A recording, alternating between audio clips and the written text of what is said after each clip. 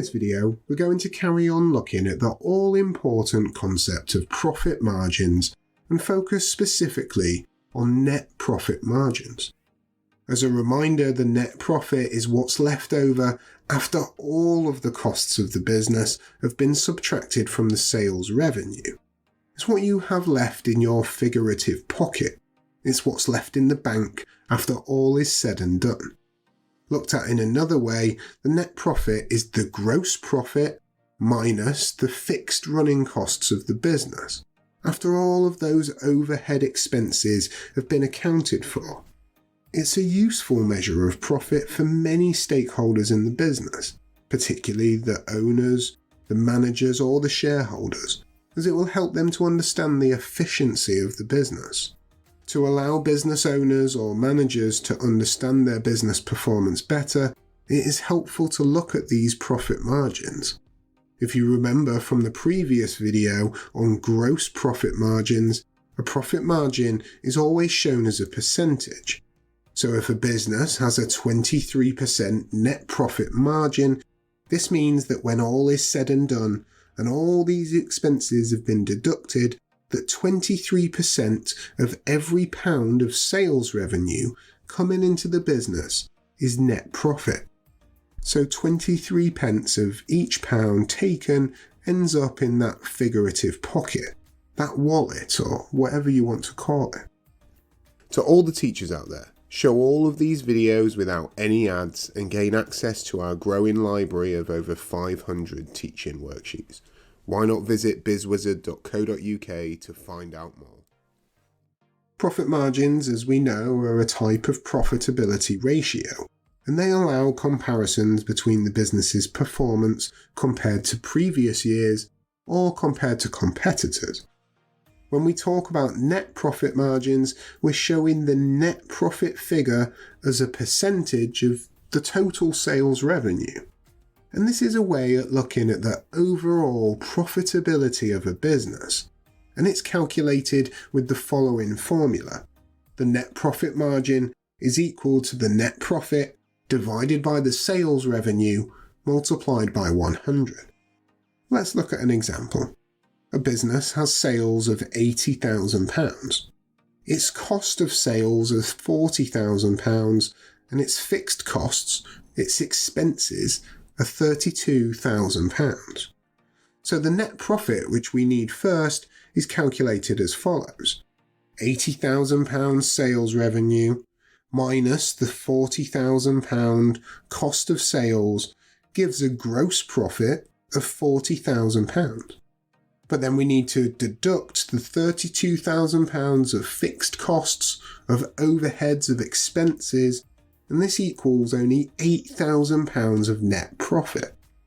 So once we have these gross and net profit figures, we can then use them to work out the gross profit margin, which we looked at in the previous video, and the net profit margin.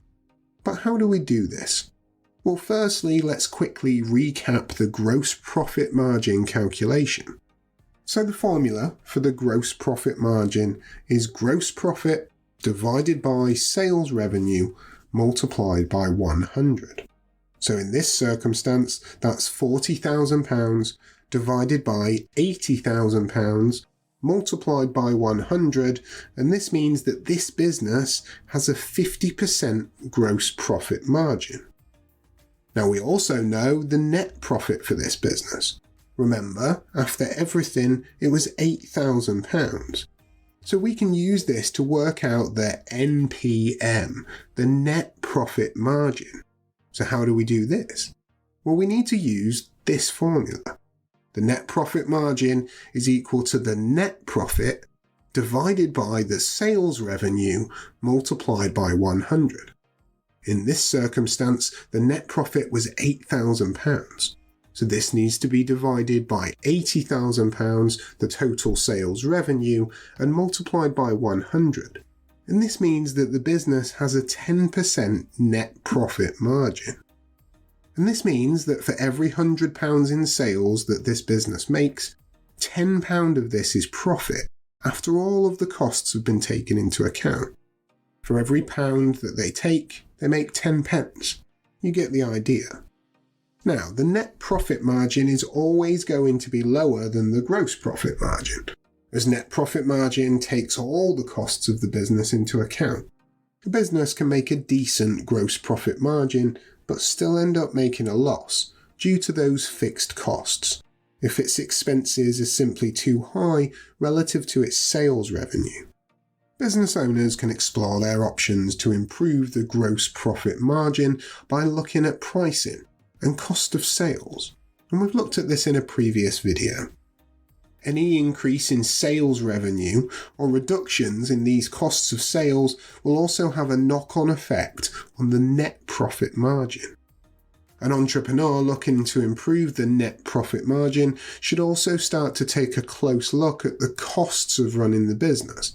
For example, the management structure, the amount of staff, the hours they work, the rent of the building, the costs of marketing, etc.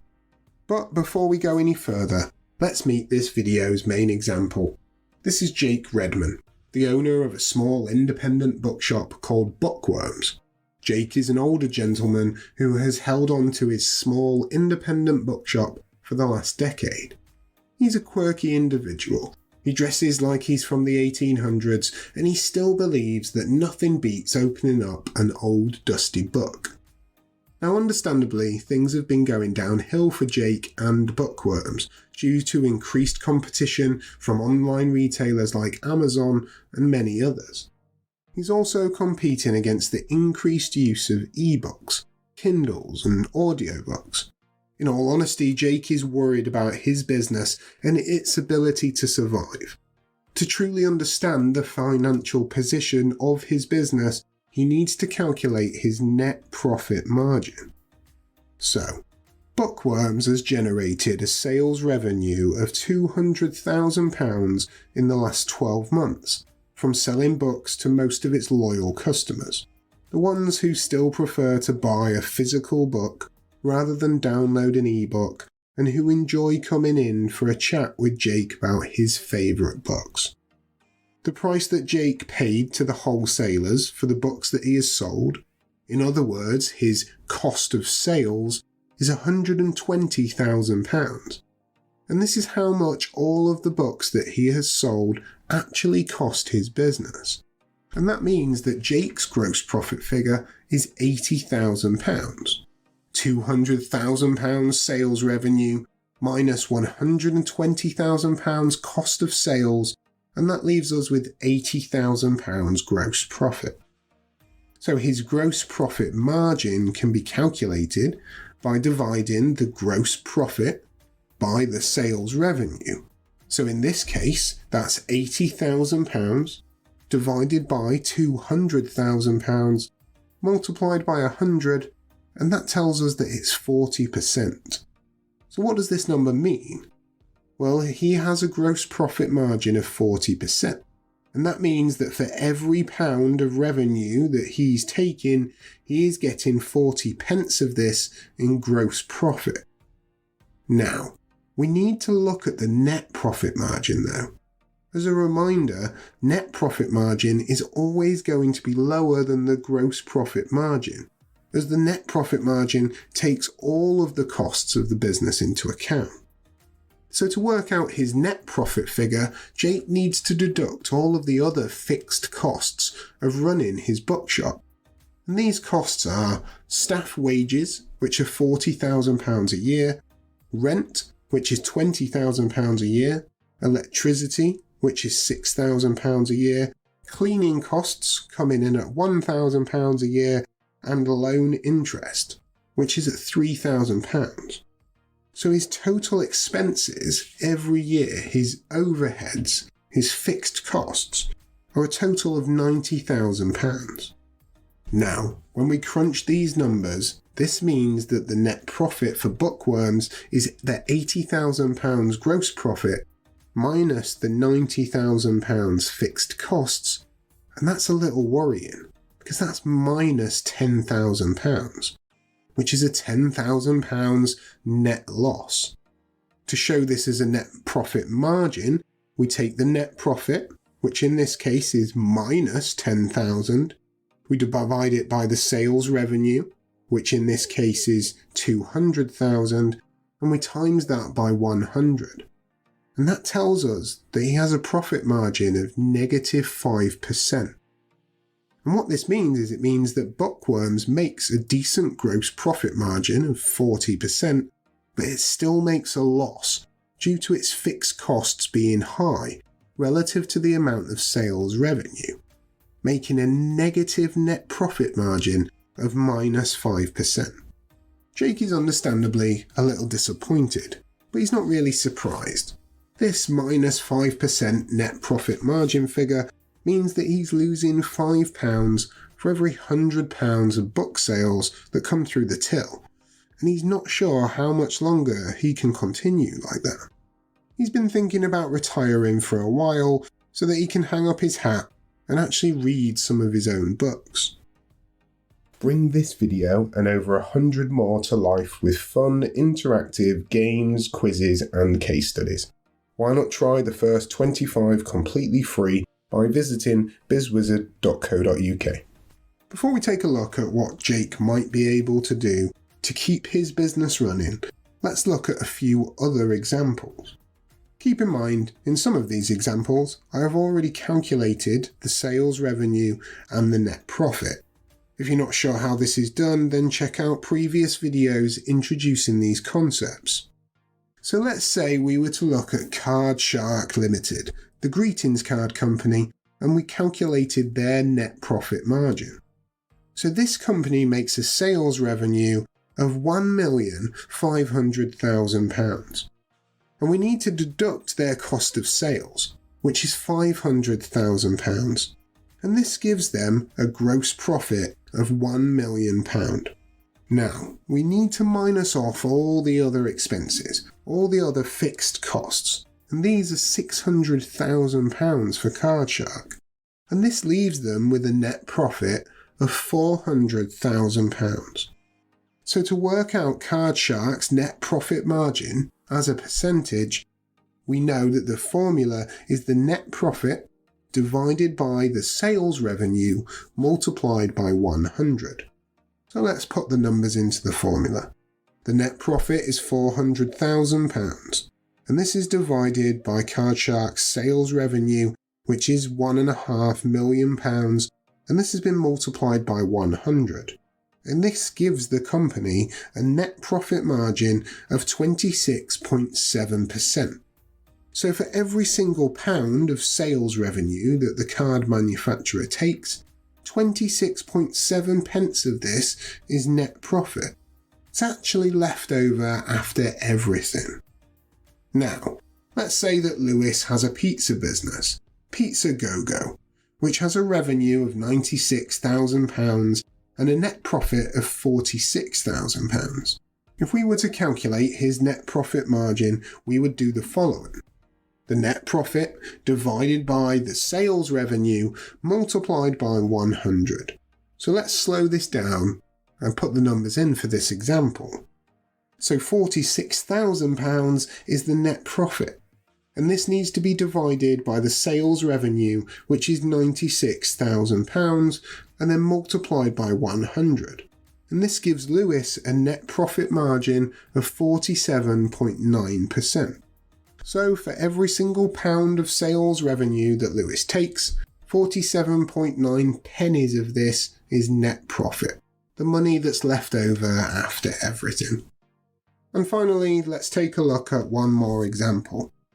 Amelia has her own cleaning business, and she has a revenue of £156,000 and a net profit after all costs of £51,000. If we were to calculate her net profit margin, we would do the following. The net profit divided by the sales revenue times by 100. In this circumstance, that's £51,000 divided by the sales revenue, which is £156,000, multiplied by 100, and that gives Amelia a net profit margin of 32.7%. So for every single pound of sales revenue that Amelia takes, 32.7 pence of this is net profit, the money that's left over after everything. Each of the video courses over at BizzWizard.co.uk also includes an interactive business case study that applies the knowledge learnt to a real-world scenario. There are over 1,000 multiple-choice questions, each with detailed feedback, which tests students' understanding of the content. Why not visit BizzWizard.co.uk to find out more? And now that we've looked at a few other examples, let's get back to Jake and his failing bookshop. If he wanted to try and keep his business afloat, he might look at whether he could reduce any of his fixed costs, his expenses, to improve his net profit. In this particular scenario, Jake only really has a couple of options. His two biggest costs are his staff wages and his rent. So what could he do? Well, firstly, he could look at reducing the number of staff working in the shop, or alternatively, consider reducing their hours, and this should hopefully reduce his expenses and improve his margins, hopefully to the point that he isn't making a loss. He might also see if he can negotiate a lower rent from his landlord, and if this is not possible, it could be worth moving to a smaller premises altogether.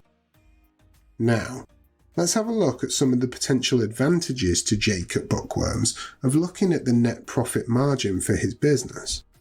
By including all costs and looking at net profit margins, as well as gross profit margins, Jake is getting a true picture of the profitability of his business. If he only looked at gross profit margins, he might be lulled into a false sense of security and think that his business is doing well, when really he's struggling. By looking at net profit margins in percentage terms, it can be easy for Jake to understand. He knows that with a net profit margin of minus 5%, that for every £100 he takes through the till, he's making a loss of £5. So for every pound of revenue he takes, he's making a loss of 5 pence. So Jake can also make comparisons using the net profit margins as they are shown in percentage terms. So whether this is compared to previous years, to his competitors, or to a target that he has set himself, he can do this even if the sales are different, as the value is this comparable percentage. Jake can also use this information to make decisions about the future of his business, whether to try and stay in business, by looking at all of his costs, supplier negotiations or selling prices, or if it might sadly be time to hang up his hat and do something else. And the final advantage that we will consider is that using net profit margin comparisons highlights to Jake the impact of declining sales on his profit margins. If his sales were to drop by even 50%, then his fixed costs would double in proportion to his sales, and this would significantly impact his net profit margins and really the chances of Bookworms even surviving. Now, to have a balanced argument, let's look at the potential disadvantages to a business of looking at the net profit margin. And well, there aren't really any disadvantages. A net profit margin is a strong measure of the success or failure of a business, and this will inform the entrepreneur of the best course of action moving forward. There is really only one disadvantage. Working out your net profit margin may provide information that is difficult to hear, that the business in question is actually failing and that changes need to be made. Sadly for Jake, using this analysis has brought him to the conclusion that it might be time to hang up his hat and close down his business, unless he's prepared to give one final push and try to negotiate his business's survival or to diversify into other product lines as well as books. It's probably the right decision for this business in this situation. So, we've seen that net profit is the final profit figure for a business, after all its costs have been taken into consideration.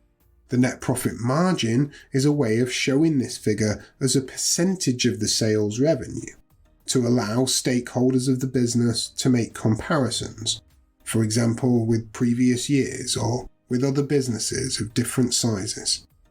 And businesses can aim to improve their profitability by looking at their pricing strategy, and re-evaluating their costs. Understanding your finances is one of the real keys to operating a successful business. Without understanding your profitability, it is practically impossible to identify if things need to change. Calculating margins is simply one of those things that gets easier with time, with repetition. So practice it, and then practice it again until you have this important skill locked down. This has been the BizzWizard.